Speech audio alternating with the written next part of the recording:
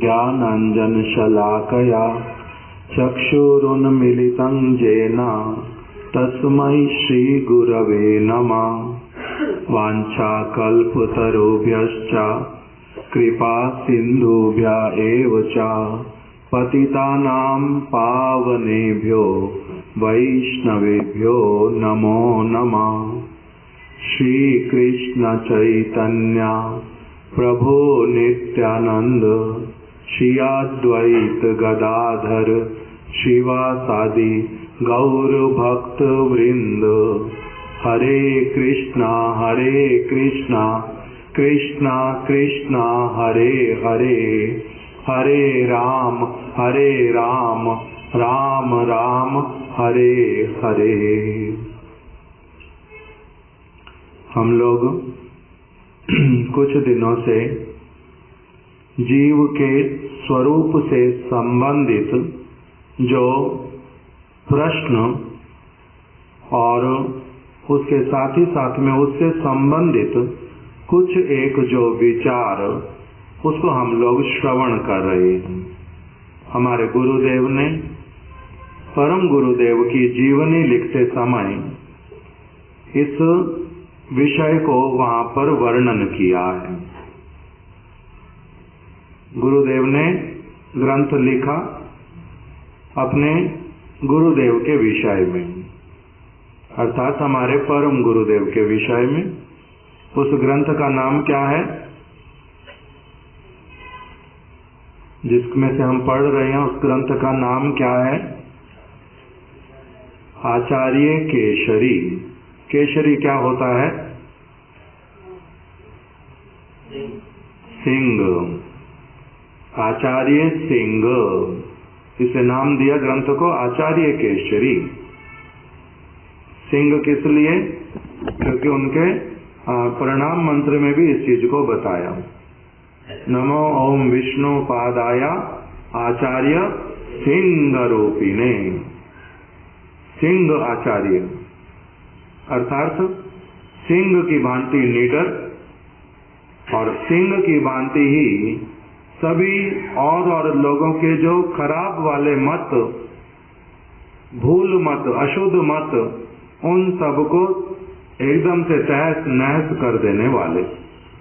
इससे उनके नाम के आगे लगा आचार्य केशरी। आचार्य है किंतु साधारण आचार्य नहीं, आचार्य केशरी इस प्रकार से। तो इसलिए उनका नाम, जो ग्रंथ का नाम दिया आचार्य केशरी। उसी ग्रंथ में बतलाया केशव जी गौड़िया मठ मथुरा में ब्रज मंडल परिक्रमा के बाद वर्ष 1955 में, जब हमारे परम गुरुदेव मथुरा में ही थे, तब उनके बहुत सारे गुरु भाई लोग उनके दर्शन करने के लिए आए। वहीं पर शिला भक्ति विकास ऋषिकेश गोस्वामी महाराज जी ने अपनी एक शंका जो है उन सब के सामने रखी। बड़े ही तत्व जिज्ञासु, बड़ा अच्छा प्रश्न रखा और सब मिसिव होकर के रखा, हाथ जोड़ करके, जैसा भगवान श्री कृष्ण ने भगवद गीता में बताया है। तद विद्धि प्रणिपातेन परिप्रश्नेन सेवया। प्रश्न यदि करना है तो कैसे करना? परिप्रश्न करना, प्रश्न करना नहीं। प्रश्न करना क्या होता है? क्वेश्चन करना। क्वेश्चन दो तरह से किया जाता है। एक तो परिप्रश्न, उसके आगे परि लग जाता है, परिप्रश्न। इसका अर्थ क्या होता है? सिंसियर होकर के, सबमिसिव होकर के। सिंसियर मतलब, सिंसियर को हिंदी में क्या कहते हैं?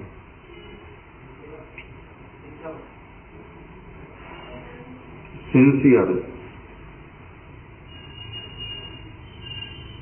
ये बच्चा बहुत सिंसियर है।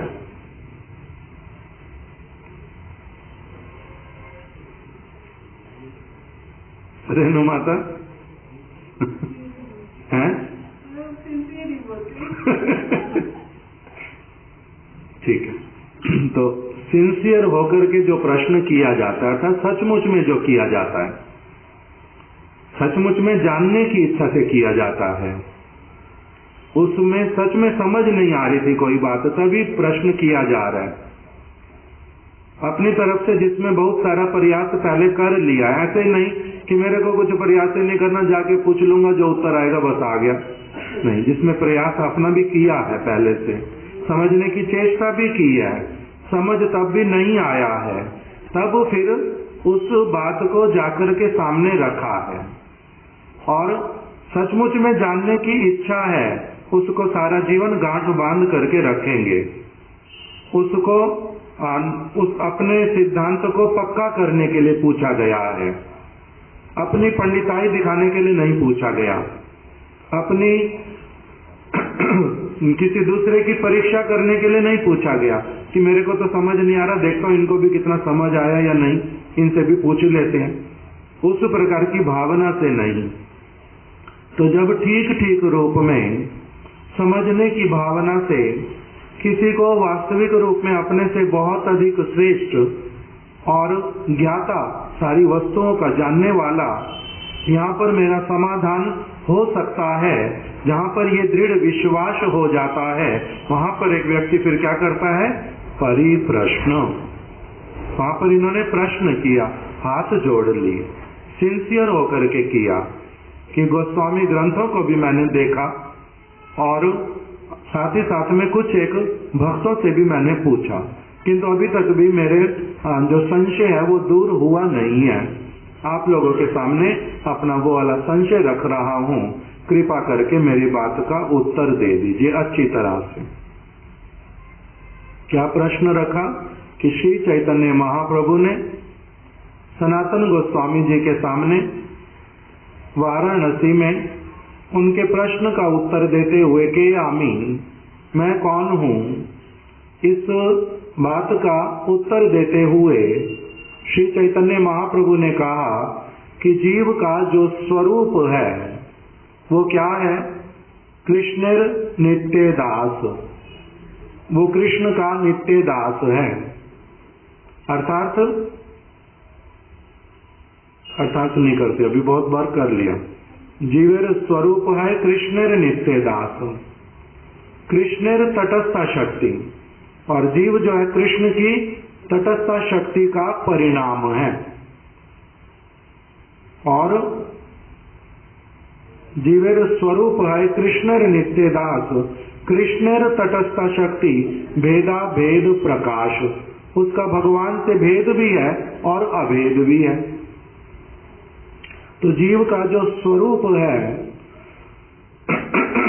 पहली वाली पंक्ति के अनुसार तो क्या लगता है कि जब उसका जब वो नित्य कृष्णदास है तो उसके भीतर में ही, भले ही अभी वो माया से ढक गया है, भले ही माया के चंगुल में पड़ गया है, किंतु तब भी उसका माया के चंगुल में पड़ना मतलब इस स्थूल शरीर और सूक्ष्म शरीर के भीतर में बंध गया है, जन्म और मृत्यु के चक्र में पड़ गया है।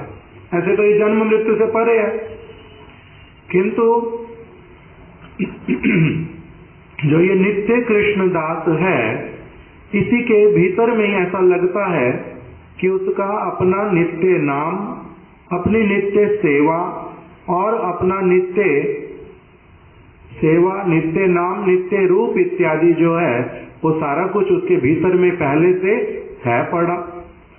नित्य है मतलब अपरिवर्तनशील है, उसका परिवर्तन नहीं हो सकता। पहली पंक्ति से ये वाला अच्छी तरह से समझ आता है मेरे को। जीवेर स्वरूप है कृष्णेर नित्य दास, किंतु जब फिर महाप्रभु ने कहा कृष्णेर तटस्था शक्ति, कि जीवात्मा जो है वो कृष्ण से डायरेक्ट प्रकटित नहीं हुआ, वो कृष्ण का स्व अंश नहीं है, कृष्ण का परिणाम नहीं है, वो कृष्ण का परिणाम नहीं है, वो किसका परिणाम है, कृष्ण की तटस्था शक्ति का परिणाम है। अर्थात उसके बीच में कृष्ण और उसके बीच में क्या है, जीव के बीच में तटस्था शक्ति है, वो हो गई माता की तरह, कृष्ण हो गए पिता की तरह, और उसी से जीव का जो है भेदा भेद प्रकाश, भगवान के साथ में उसका भेद हो गया कुछ, और फिर अभेद भी रहा। जैसे एक बालक का अपने पिता के साथ में 9 महीने तक रहा, कहां पर? माता के गर्भ में। पिता के साथ क्या हो गया? भेद हो गया।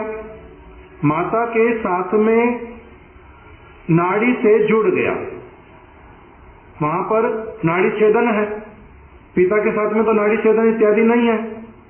तो बच्चे का पिता का माता के साथ में संग हुआ, ये ठीक बात, किंतु बच्चे का जो दिखलाई दिया संग, वो किसके साथ है? माता के साथ में, नाड़ी छेदन के समय। अब बच्चे का जो है पिता के साथ में क्या है? संबंध है भी एक प्रकार से, और फिर संबंध नहीं भी है उस प्रकार का। तो इसलिए ये सारा प्रश्न उठाया कि महाप्रभु ने जो उत्तर दिया है, जीवेर स्वरूप है कृष्णेर नित्यदास, वो कृष्ण का नित्यदास है, कृष्ण के साथ में उसका नित्य संबंध है। और फिर किंतु क्या कह दिया आगे? उस नित्य संबंध में नित्य रूप भी है, नित्य नाम भी है, और नित्य सेवा भी है, ऐसा प्रतीत होता है उसके द्वारा। दूसरी वाली पंक्ति में आकर के जो प्रकट होता है वो क्या है?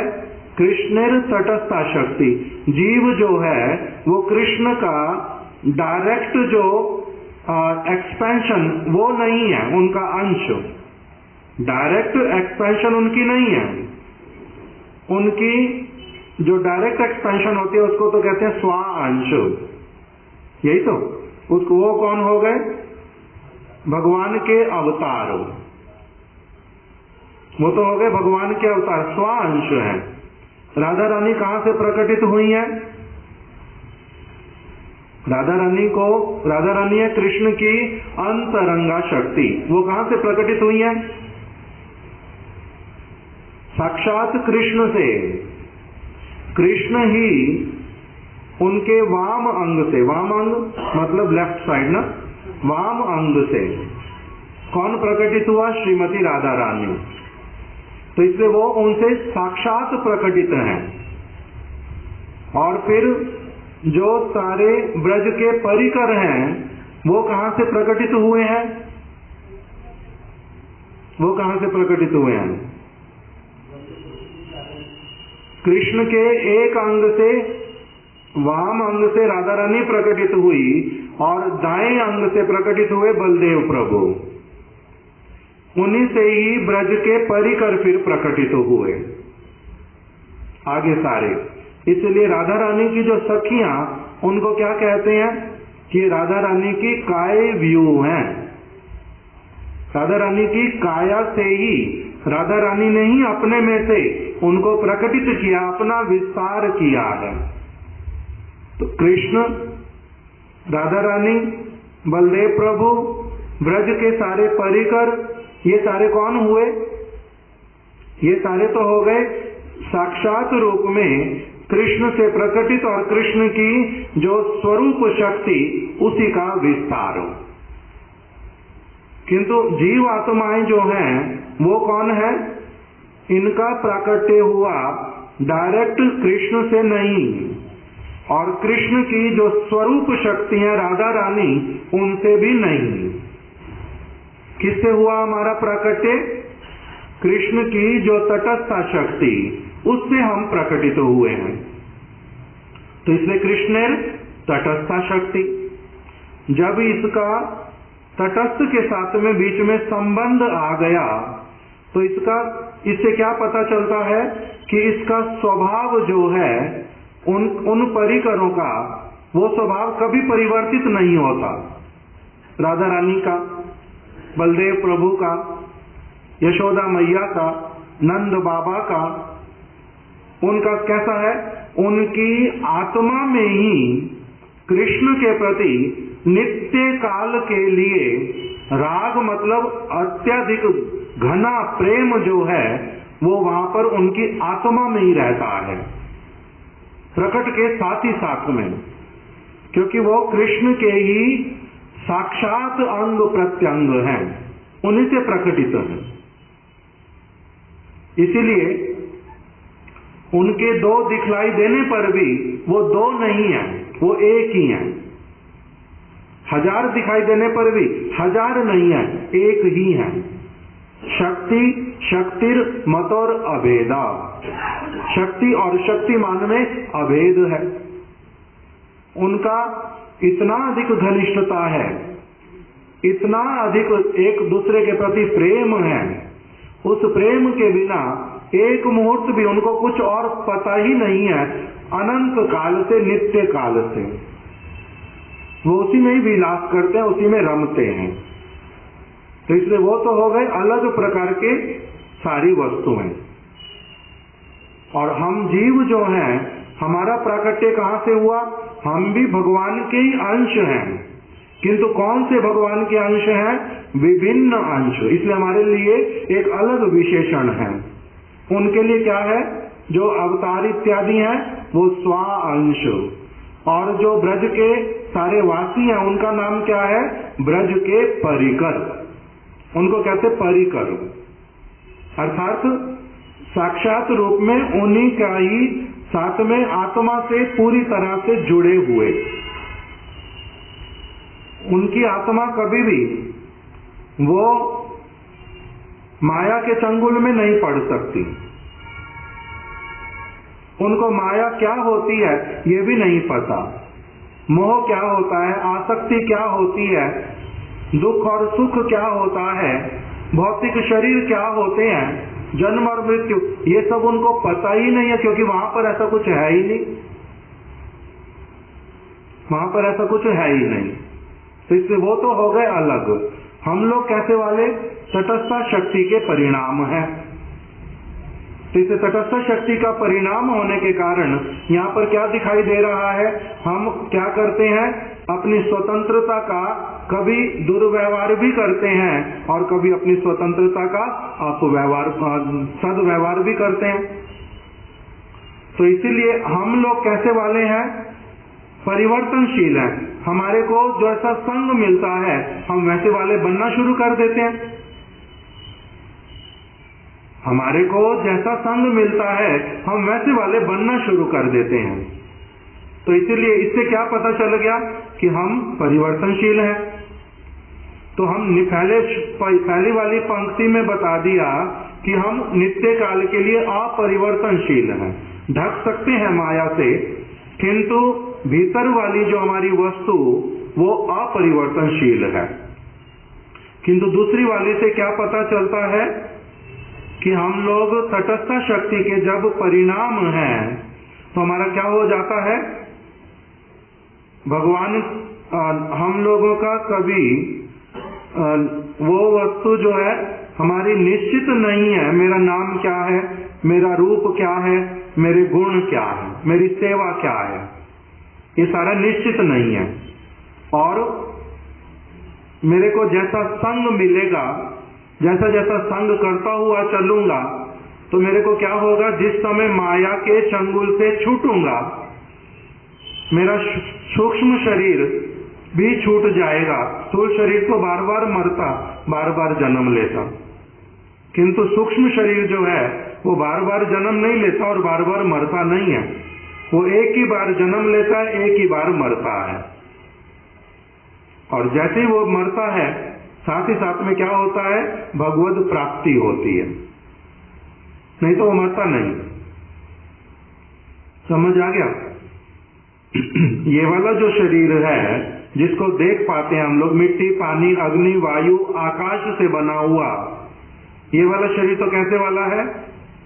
इस मिट्टी, पानी, पंच तत्व से बना हुआ, ये बार बार मरता है और बार बार इसका जन्म होता है। जातस्य ही ध्रुवम मृत्यु, मृत्यु जन्म ध्रुवस्य च, बार बार जन्म लेता है, बार बार मरता है। मृत्यु भी इसकी निश्चित है, इसका जन्म भी पुनः निश्चित है। ये किसके लिए है? इस शरीर के लिए जो ऊपर से दिखाई दे रहा है।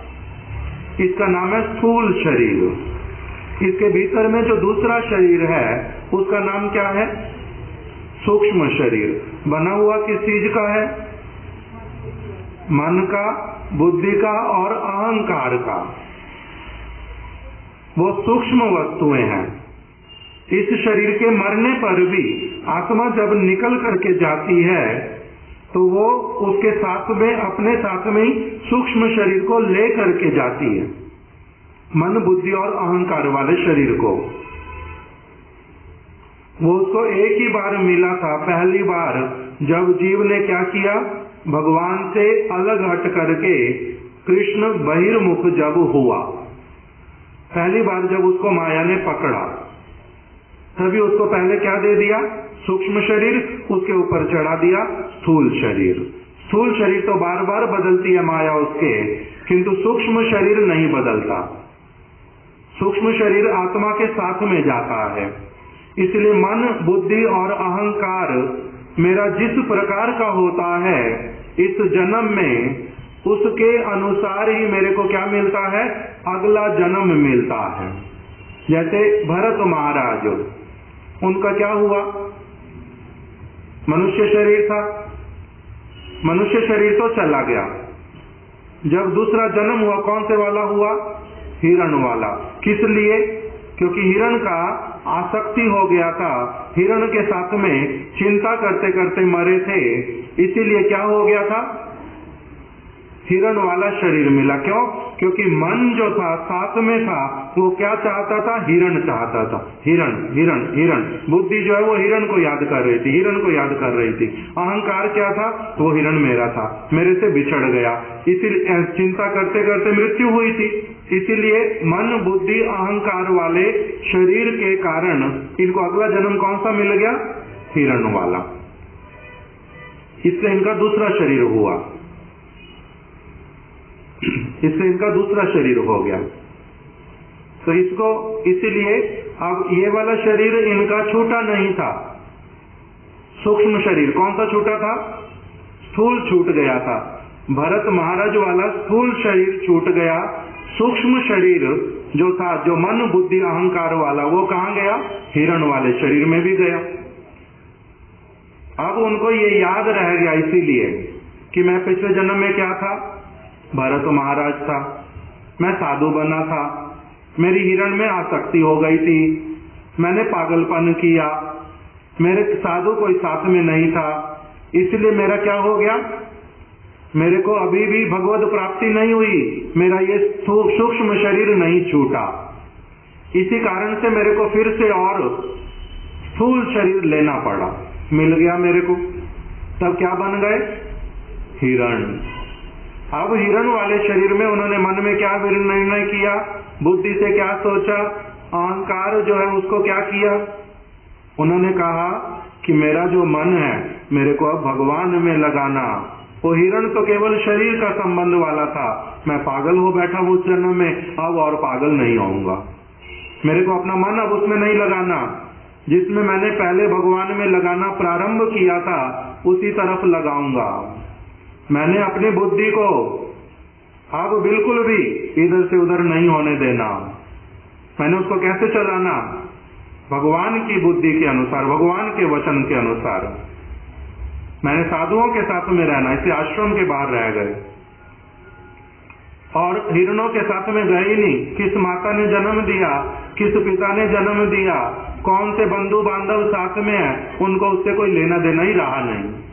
क्यों? क्योंकि बुद्धि को, मन को अलग प्रकार से उन्होंने अब क्या किया? देख लिया, नहीं तो मेरा ये सूक्ष्म शरीर छूटेगा ही नहीं, ये फिर से मेरे को जन्म कराएगा, फिर से जन्म कराएगा। अब फिर क्या हुआ? मेरे को भगवत भजन वाला शरीर चाहिए।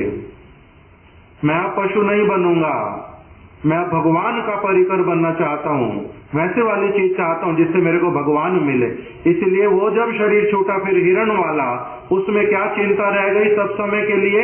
उसमें भी स्थूल शरीर तो छूट गया हिरण वाला, सूक्ष्म शरीर साथ में चला। अभी भी भगवत प्राप्ति नहीं हुई, शरीर नहीं छूटा। कौन से वाला? सूक्ष्म शरीर।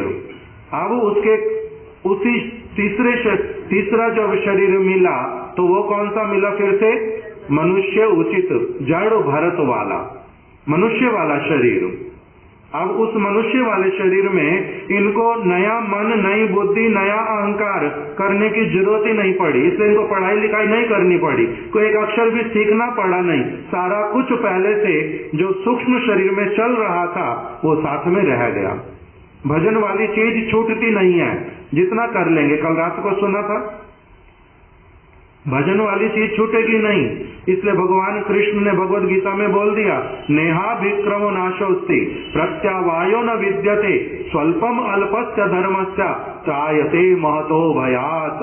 हे अर्जुन, यदि तुमने बुद्धि को मेरे वचन के अनुसार चलाया और तुमने क्या किया, अपने मन को मन मना भव मद भक्त मदयाजी माम नमस्कुरु, तुमने यदि मेरे को नमस्कार किया, मेरा अर्चन किया, मेरे को ही अपने मन में अगर बसा लिया, मेरे भक्त यदि तुम बन गए, इसमें जितना भी तुम बन पाओगे वो तुम्हारा सब समय के लिए तुम्हारा प्रोग्रेस हो जाएगा, वो तुम्हारा कभी भी नाश नहीं होगा।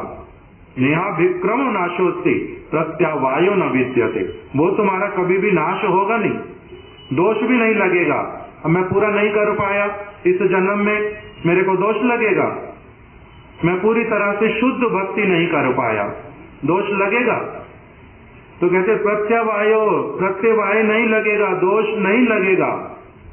ये ऐसी वाली वस्तु है, जितना कर पाओगे सब समय के लिए रह जाएगी। तो इसलिए जड़ भरत जी का वो सारा कुछ साथ में रह गया, भक्ति वाला नाश हुआ नहीं उनका कुछ भी। व्यवहारिक वस्तुएं जो थी उसके कारण 3 जन्म हुए, शरीर अलग मिले, किंतु परमार्थ वाली वस्तु नष्ट नहीं हुई। इसीलिए उस जन्म में अब क्या हुआ, जब इनका अब पिताजी कुछ सिखाना चाहते हैं, जगत का पढ़ाना चाहते हैं, कुछ नहीं पढ़ेंगे। भाई इनको भेद करना सिखाता है, पक्षी अलग है, हम अलग हैं, उनको खाने नहीं देना। ये पक्षी भी राम जी के, मैं भी राम जी का, आप भी राम जी के। ये मेरे को बासी भोजन देते हैं, प्यार नहीं करते। ये क्या मित्र और क्या शत्रु, ये शरीर की चीजों के लिए अच्छा देना अच्छा नहीं देना उसके लिए। अब मैं इससे ही परे हूं, तो उससे ऊपर उठ चुके थे, इसलिए उनको किसी से मित्रता शत्रुता, भोजन का खराब है अच्छा है, कहाँ बैठूं कहाँ नहीं बैठूं, घर कहाँ बनाऊं कहाँ नहीं बनाऊं, कौन क्या कहता है क्या नहीं कहता है, कौन कह रहा है मेरे को बलि चढ़ाएगा, कौन क्या कहता, जो करना करो, मैं शरीर हूं ही नहीं। मैं तो उल्टा जिस शरीर में पड़ा हूं इससे अभी पूरी तरह से छुटकारा चाहता हूं। मैं हूं ही कुछ और, तुम कुछ और समझ रहे हो। तुम जो समझ रहे हो तुम समझो, मेरे को जो मैंने जो समझ के रखा वो बिल्कुल अलग वस्तु है। इसीलिए रहुगण के सामने उनका जीवा जो है खुल गया। रहुगण ही सततपसा न जाती नाचा इज्जया निर्वापणादवा। आगे निर्वापणादवा ना छंदसा ना भी जलाग्नि सूर्य बिना महत्पाद रजोभिषेकम। हे रहुगण, कहाँ होगा भगवद भजन, कहाँ मिलेंगे भगवान, किसका सूक्ष्म शरीर किसका लिंग शरीर जाएगा, किसको छुटकारा मिलेगा इस जगत से। कहां से शुरू किया तो भूल गया फिर। रहुगण सततपसा न जाती। हे रहुगण, तपस्याएं करने से ये सूक्ष्म शरीर छूटता नहीं है, वो स्थूल शरीर का काम है तपस्या इत्यादि करना। रहुगण सततपसा न जाती नाचा इज्जया। भगवान का बहुत प्रकार का समान जगत की वस्तुएं ला ला करके उनके लिए कुछ करूंगा, उससे नहीं होता भाई, सूक्ष्म शरीर नहीं छूटेगा। नाचा इज्जया ना निर्वापणाद। हाँ, निर्वापणाद, यज्ञ इत्यादि करने से ये वो करने से भी तुम्हारा छुटकारा होएगा नहीं। ना छंदसा, वेद पूरे पढ़ लेने से, ग्रंथ पूरे के पूरे पढ़ लेने से, कंठस्थ कर लेने से, सब समय के लिए बड़ी अच्छी तरह से उनका गान करने से तब भी भगवान नहीं मिलते। सूक्ष्म शरीर नहीं छूटता, अहंकार नहीं जाता, मन शुद्ध नहीं होता। ना छंदसा, ना जलाग्नि सूर्यैर, ना जल से अपने आप को पवित्र कर लेने से, ना कि अग्नि में बैठ जाने से पवित्रता, अग्नि में बैठने से भी ये सूक्ष्म शरीर नहीं जाता। ना जलाग्नि सूर्यैर, सूर्य के निकट बैठ करके, सूर्य के नीचे बैठ करके कड़कती हुई धूप में तुमने परिक्रमा किया अथवा कुछ तपस्या, उससे कुछ भी नहीं होने वाला। सूक्ष्म शरीर नहीं छूटेगा, नहीं छूटेगा। मैं उसका प्रमाण हूं। मैंने बहुत कुछ किया, मैंने बहुत कुछ किया, मेरे को पीछे वाला भी अपना सारा कुछ स्मरण, मेरा नहीं छूटा था सूक्ष्म शरीर। रघु गणेश तत् तपसा न याति, नाचा इज्जया ना निर्वापणादवा, ना छंदसा ना जलाग्नि सूर्यैर, बिना महत्पाद रजोभिषेकम। जब तक किसी का भगवान के परम निष्किंचन जो भक्त गण, उनके चरणों की धूलि में जब तक वो पूरी तरह से उसको ऐसा सौभाग्य नहीं मिल जाता कि वो वहां पर शरणागत हो गया, उन्होंने अपने चरणों में रख लिया, उन्होंने अपना बना लिया और इनको पूरी तरह से अपना बना करके बिल्कुल सूक्ष्म और स्थूल शरीर से इसको अलग कर दिया। जब तक किसी को ऐसा करने वाला महत् पुरुष नहीं मिलता है, तब तक उसका कभी भी सूक्ष्म शरीर नहीं छूटता। वो सब समय चलता रहता। कभी कैसे वाला बन जाता है, शेर जैसा, कभी बन जाता देवता वाला, कभी बन जाता मनुष्य वाला, कभी बन जाता गधे घोड़े वाला, कभी कुछ तो कभी कुछ। इसलिए ये स्वर्ग उठाए कबू नर के डुबाए, कभी ऊपर जाता, कभी नीचे, कभी निम्न योनि, कभी उच्च योनि। किसके द्वारा होती है? सूक्ष्म शरीर के द्वारा। वो पवित्र नहीं होता। इसलिए महाप्रभु ने बोला चेतो दर्पण मार्जनम। शरीर को मार्जित करने से केवल नहीं होता, शरीर को अच्छे साधु वाले वस्त्र पहनाने से नहीं होता, शरीर को तिलक लगा लेने से, कंठी पहना देने से, माला पहन लेने से नहीं होता। सूक्ष्म शरीर नहीं छूटता। तपस्याएं कर लेने से भी नहीं होता, दान देने से भी नहीं होता। वहां जो निर्वापण आदि आया उसका अर्थ दान, तपस्या, तीर्थ यात्रा इत्यादि, तीर्थों में जाकर ये इससे कुछ भी नहीं होता। कह रहे उसका केवल कुछ कुछ मन का संतुष्टि, शरीर का संतुष्टि होता है, उससे सूक्ष्म शरीर नहीं छूटता। स्थूल शरीर छूट जाता है, बार बार जन्म हो जाता, बार बार मृत्यु हो जाती, किंतु इसको छुटकारा नहीं मिलता अलग अलग योनियों में जाने से। इसका अपना स्वरूप नहीं निकलता। कब तक? जब तक निष्किंचना नाम न गृणीत यावत, जब तक निष्किंचन वैष्णवों के चरण कमलों को जब ये वर्ण नहीं कर लेता, स्वीकार नहीं कर लेता, तो उसमें क्या वर्णन आ गया? फिर जड़ भरत जी जो हैं, जब इस विचार में पूर्ण रूप में प्रतिष्ठित, जगत की किसी वस्तु के साथ उनका संबंध नहीं, तब जब उनका शरीर छूटा, तब उनको क्या हुआ? भगवद प्राप्ति। तब उनका लिंग शरीर, स्थूल सूक्ष्म शरीर भी जो है वो चला गया, तब उनका सूक्ष्म शरीर गया। ऐसे नहीं जाता। जैसे बीमारियां हैं, अलग अलग तरह की बीमारी, हम शरीर वाली बीमारियां पकड़ लेते हैं। मेरे सिर दर्द हो रहा है, मेरे पेट में दर्द है, मेरे को चर्म रोग हो गया है, मेरे को ब्लड प्रेशर है, मेरे को ये है, मेरे को वो है।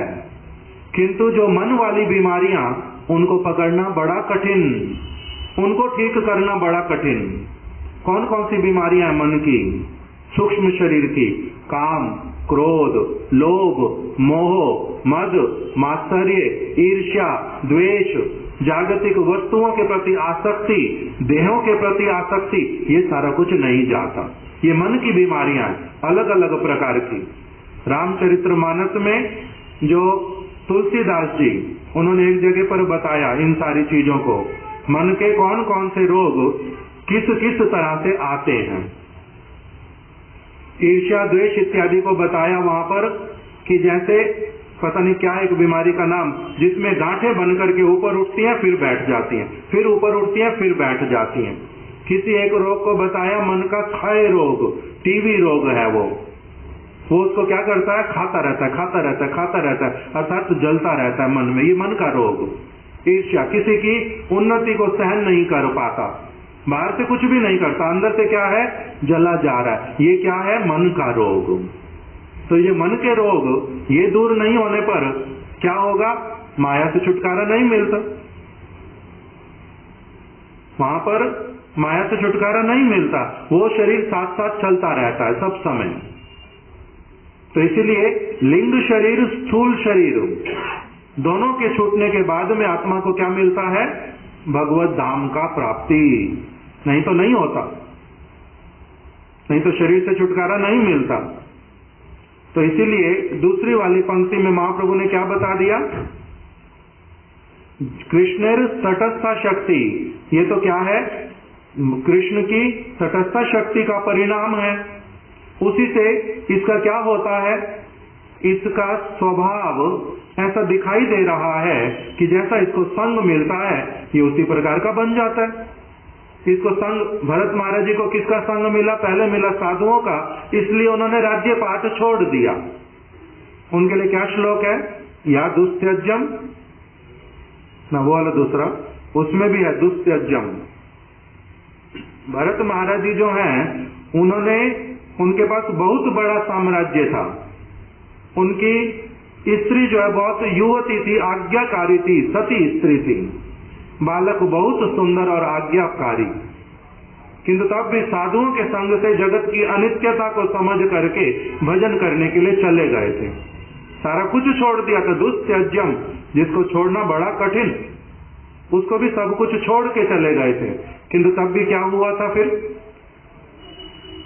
पहले संग मिला साधु का, राजपाट छूट गया, पत्नी छूट गई, धन के प्रति आसक्ति छूट गई और पुत्रों के प्रति भी आसक्ति छूट गई।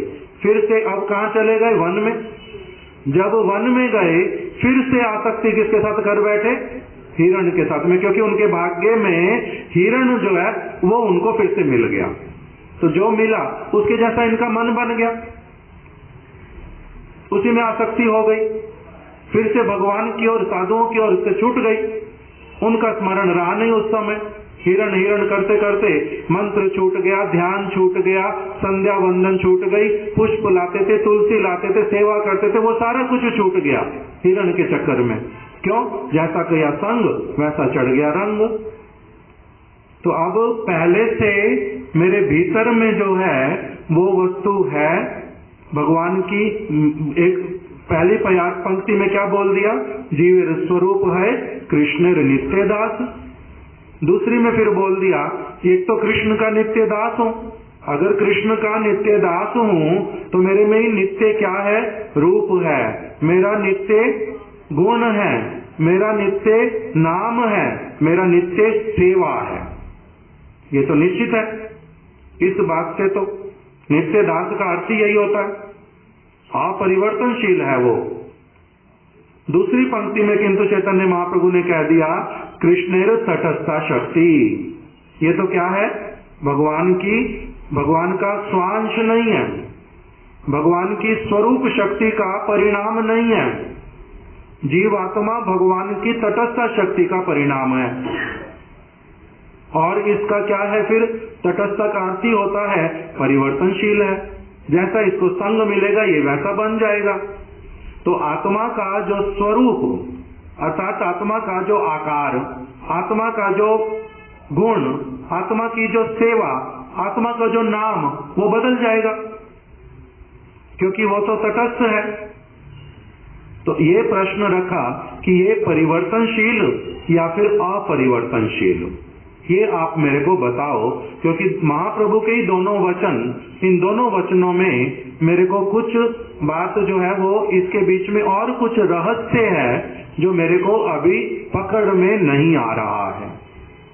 क्योंकि एक ही चीज हो सकती है, जीव का स्वरूप या तो परिवर्तनशील होगा या फिर जीव का स्वरूप अपरिवर्तनशील होगा। दोनों चीजें नहीं हो सकती, होगा इन दोनों में से एक। अब मेरे को उसमें स्पष्टता नहीं आती अपनी आप से, इसलिए आप कृपा करके मेरे को इसमें स्पष्टता ला दो।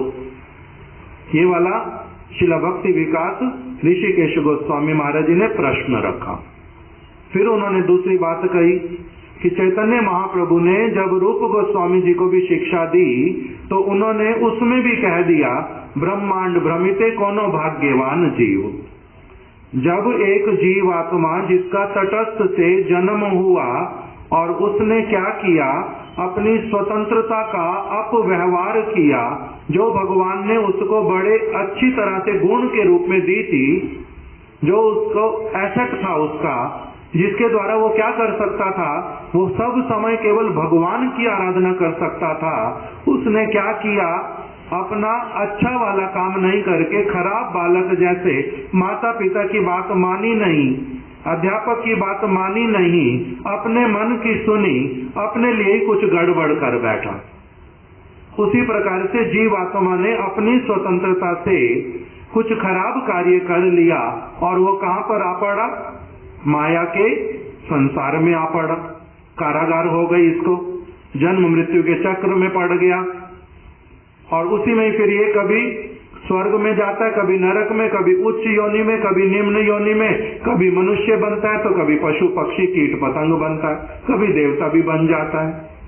इसी से जब उसका छुटकारा प्राप्त करने का समय आता है, जैसे जड़ भरत जी का समय आ गया छुटकारा प्राप्त करने का, उनका छुटकारा प्राप्त करने का समय आ गया। अब उनका फिर से जन्म नहीं होगा इस जगत में, फिर से जन्म मृत्यु वाला शरीर नहीं मिलेगा, दुख भोगने वाला, थोड़ा थोड़ा सुख भोगने वाला वो शरीर नहीं मिलेगा अब उनको। अब उनका क्या हो गया, इस पूरे ब्रह्मांड में से जहाँ पर जन्म मृत्यु रहती है, जहाँ पर ऊपर नीचे होना पड़ता है, इसी से ही निकल करके वो कहाँ पहुंच गए, भगवान के धाम में, जहाँ पर है यद गत्वा न निवर्तन्ते तद धामम परमम ममा, जहाँ पर जाकर के फिर वापस कभी नहीं लौटना पड़ता, जहाँ पर पहुंचने पर आत्मा का जो स्वरूप है वो उसी में सब समय विराजित रहती है, सेवा करती है, आनंदित होती है। उसको पुनः कभी भी किसी और जगत में नहीं जाना पड़ता। जड़ भरत जी का वो समय आ गया, तो इसलिए ये जो समय आएगा, जिस समय वो आत्मा का ये तो छूट जाएगा, शरीर ऊपर वाला भी और अंदर वाला भी जब पूरी तरह से छूट जाएगा, उस समय उसको जो शरीर मिलेगा वो कौन सा होगा, आत्मा का वो शरीर कैसे वाला होगा, वो पहले से निर्धारित है जब से भगवान ने उसको बनाया, या फिर ये अंत तक जहां पर पहुंचा जैसे वाला बना पाया वैसे वाला बनेगा। ये वाला प्रश्न किया कि इसका शरीर पुरुष वाला होगा, स्त्री वाला होगा, ये कृष्ण का मित्र बनेगा, कृष्ण के माता पिता जैसा बनेगा, या कृष्ण के सखियों जैसा, गोपियों जैसा बनेगा, या ये राम का परिकर होगा, हनुमान जी के साथ में रहेगा, या फिर ये उस समय जब प्रकटित होगा तो कैसे वाला होगा, वो पहले से ही निर्धारित है या फिर बाद में वो निर्धारित होकर के प्रकटित होगा। ये तो प्रश्न किया था। तो महाप्रभु ने क्या कहा रूप गोस्वामी जी को, ब्रह्मांड भ्रमिते, ब्रह्मांड में ऐसे घूमते घूमते कितने कितनी योनियों में ब्रह्मांड भ्रमिते, कोनो भाग्यवान जीव, कोई बड़ा सौभाग्यशाली जीव जिसका सुकृति होता है, वो सौभाग्यशाली जीव किसके संपर्क में आ जाता है, वो किसी के संपर्क में आ जाता, नहीं तो कोई उसी के संपर्क में आ जाता। ब्रह्मांड भ्रमिते कोनो भाग्यवान जीव, गुरु कृष्ण प्रसादे पाए भक्ति लता बीज, उसके जीवन में भगवान का कोई परम शुद्ध निष्किंचन भक्त वो आ जाता है, और उसी के संग से उसका क्या हो जाता है,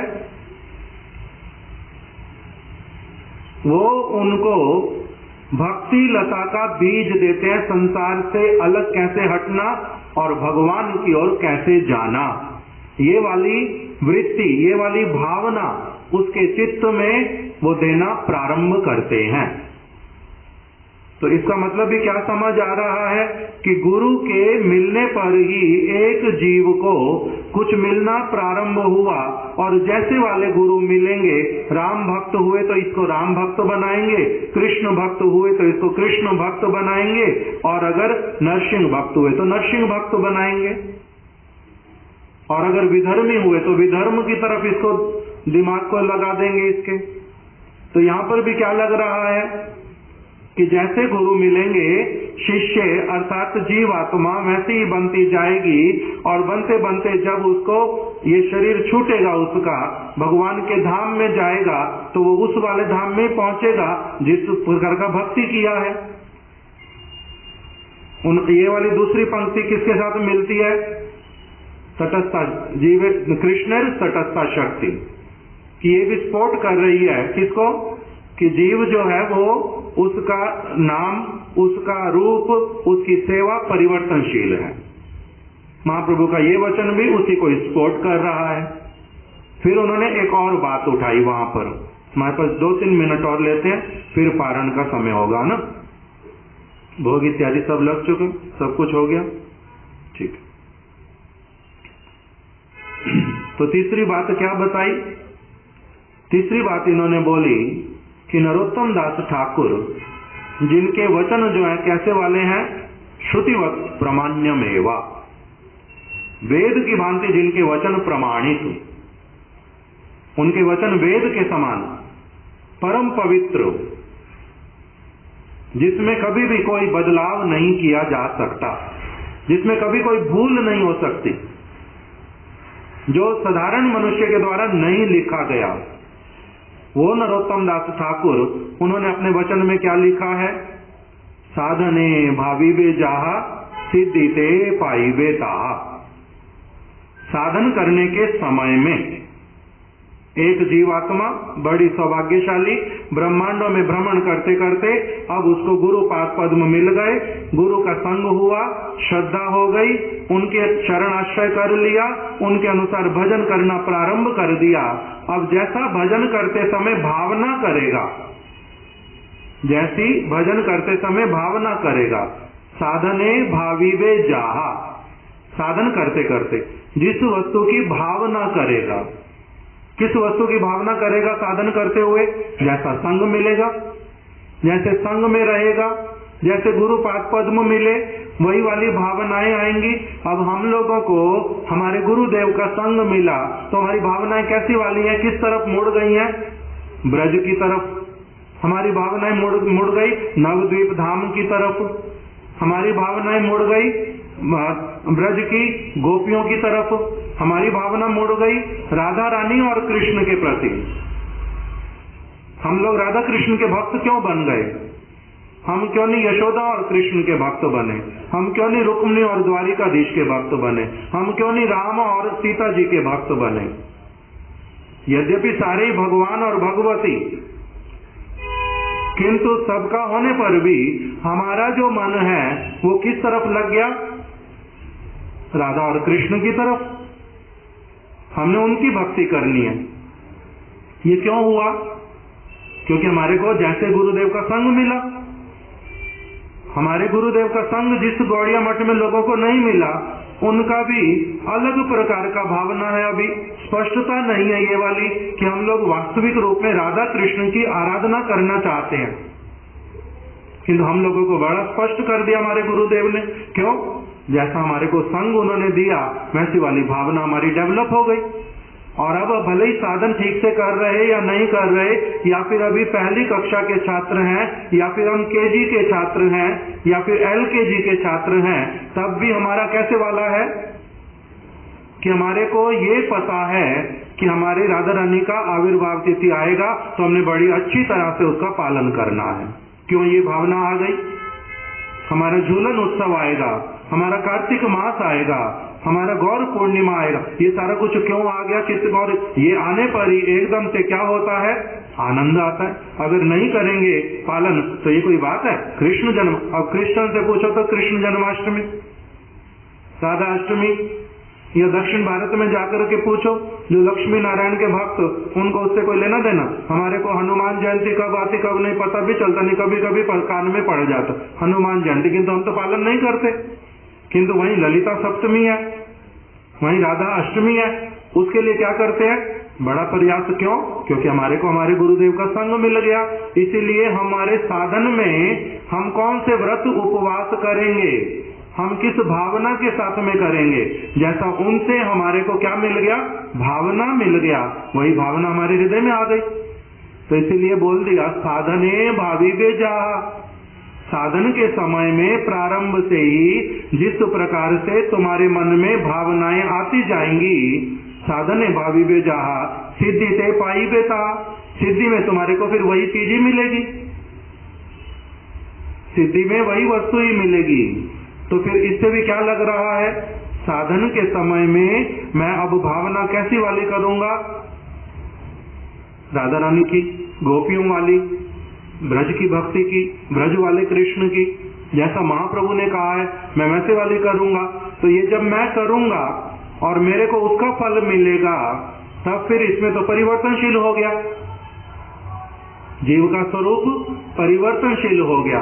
तो यही उन्होंने प्रश्न रखा कि महाप्रभु के पहले वचन से तो क्या लग रहा है, जीव का स्वरूप अपरिवर्तनशील है, जल की तरह है, उसमें तरलता है, एक स्वरूप है, दिखलाई दे रहा है, निश्चित है। भले ही बर्फ बन गया, बर्फ से फिर जल जब बनेगा बिल्कुल वैसा वाला ही दिखाई देगा जैसे पहले था, भले ही 1000 साल 10,000 साल बर्फ क्यों ना पड़ी रहे, स्वरूप कौन सा निकलेगा, जल का, जैसे पहले था। किंतु दूसरे वाले में क्या बता दिया, भेदा भेद प्रकाश वाले में और गुरु की कृपा से उसको मिलता है, और तीसरे वाले में साधने भावी बेजा, वो सारे तीनों के तीनों में क्या भावना आती है मन में कि जीव का स्वरूप परिवर्तनशील है। तो अब ये प्रश्न रखा, आप कृपा करके मेरे को बता दो कि मेरा स्वरूप वास्तविक रूप में परिवर्तनशील है या अपरिवर्तनशील। अब कल से हम इसका उत्तर श्रवण करेंगे, आज यहीं तक रख देते। विनोद प्रभु नहीं आ पाए, विनोद प्रभु नहीं आ पा रहे, वहीं पर रहना पड़ेगा, ठीक है। हाँ जी बच्चे, ठीक है। आज विनोद प्रभु जी ने अपने माता जी की इच्छा, माता जी के बरसी के लिए उन्होंने इच्छा किया था कि ठाकुर जी का भोग राग और सभी भक्तों को प्रसाद पवा देना, उनकी बड़ी इच्छा थी। मेरे को तो उन्होंने कहा था मैं आ जाऊंगा 9:30 बजे, किंतु जिस किसी कारण से वो अभी नहीं आ पाए, इसलिए हम लोग अभी, हमारा पारण का समय भी हो गया अभी, तो इसलिए अभी कथा को यहीं पर समाप्त करते हैं। कल हम लोग आगे श्रवण करेंगे। 1 मिनट आप लोग केवल सभी मिल करके महामंत्र कर दो, उसके बाद में मैं फिर तैयार हो जाऊंगा चीज के।